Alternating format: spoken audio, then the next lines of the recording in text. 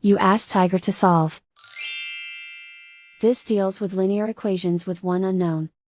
The final result is x equals 4. Let's solve it step by step. Simplify the expression. Expand the parentheses. Multiply the coefficients. Simplify the arithmetic. Group all constants on the right side of the equation. Add 84 to both sides. Simplify the arithmetic.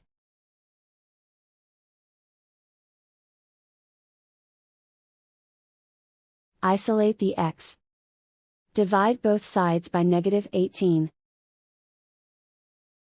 Cancel out the negatives.